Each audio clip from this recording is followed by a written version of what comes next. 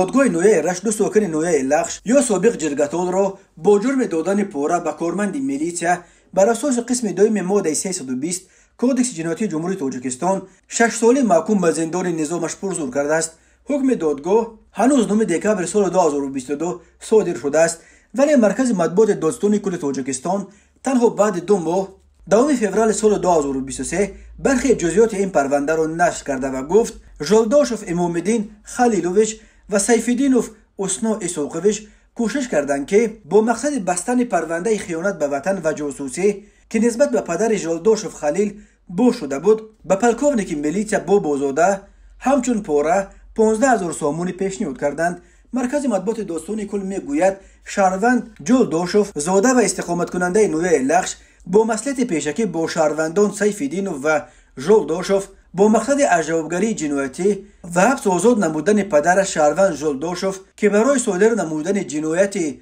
در ماده 305 قسم دوم بند ب کودکس جنایتی جمهوری تاجیکستان دستگیر شده است. به کارمندان ریاست وزارت کارهای داخله در نویه رشت به صفت پاره 15000 سامانی پیشنهاد می‌نماید. صحنه 22 سپتامبر سال 2022 ساعت 12:38 دقیقه هنگام به معاون سردار ریاست وزارت کارهای داخله در نویه رشت پلکوونیک میلیتیا بابازاده به صفت پاره دادن مبلغ 15000 سامانی شهروندان جالداشوف و سیف‌الدینوف از طرف کارمندان میلیتیا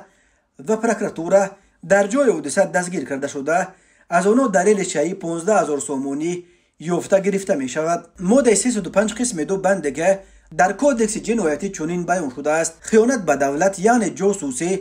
دادن سر دولتی یا رسانیدن دیگر خیلیاری به دولت خارجی، تشکیلات خارجی یا به نمایندگان آنها در فعالیت دشمنانه‌شان بر ضرر استقلالیت، دخل ناپذیری ارضی، اقتدار مدافعوی و امنیت بیرونی جمهوری تاجیکستان که از جانب شهروندان جمهوری تاجیکستان در وضعیت جنگی یا زمان جنگ صادر شده است، با محروم ساختن از آزادی به مهلت از 15 تا 25 سال یا یک عمره از آزادی محروم ساختن جزا داده می شوند. دادستانی کل تاجیکستان درباره این قضیه تفصیلات دیگر نداده است و معلوم نیست که ژالداشوف خلیل مشخصاً به چه نوع خیانت به وطن و جاسوسی عیبدار می شود. اما نویه لخش در مرز با ولایت اوش قرقیزستان جایگیر شده است و روزهای 16 و 18 ماه سپتامبر سال 2022 یعنی همگی چند روز قبل از کوشش ژالداشوف برای دادن پاره